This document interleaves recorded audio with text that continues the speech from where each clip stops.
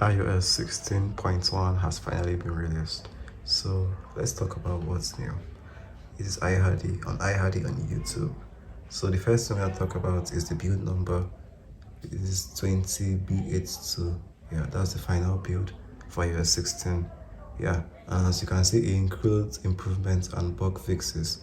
We're going to talk about a few bugs and a few improvements. If you are new to this channel, please try to subscribe to my channel and let's get into it. So the first thing I'm going to talk about is the battery percentage. Yeah, there's a new update to it. So as you can see, it has a clearer look. Yeah, it has a clearer look. And I can't really show you about the battery percentage and how it takes up the battery bar right now because of my battery is 98%. Yeah, that basically makes it occupy the whole thing. But you should just know is a fact that like the amount of space it occupies in the battery bar depends on the total percentage. Yeah, the next thing is something called clean energy charging.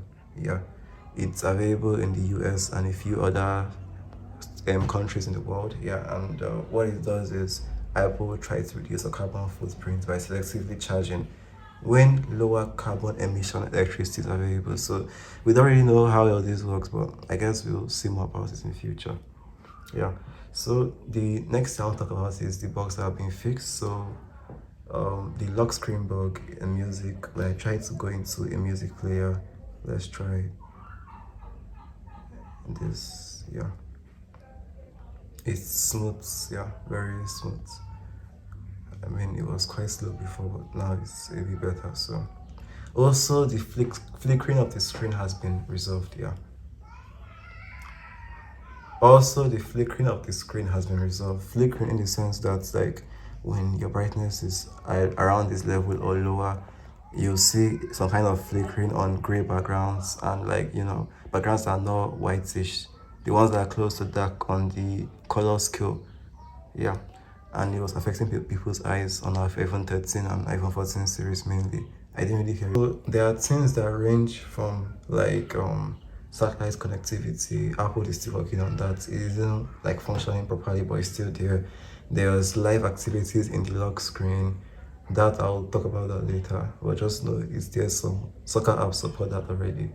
And also like the battery life is quite a bit decent on it. I ran a benchmark. Yeah, and on the benchmark, where is it? Yeah, this is what I got: 1729 on the single core and 4631 on the multi-core for an iPhone 13. This is quite alright. So no performance drops, no overheating. My battery is alright. So in conclusion, I guess like Apple did a great job of flickering, because like particularly on that screen flickering, because that's one main thing that was actually bothering me. But I'm glad to see that Apple has actually resolved it. So kudos to Apple.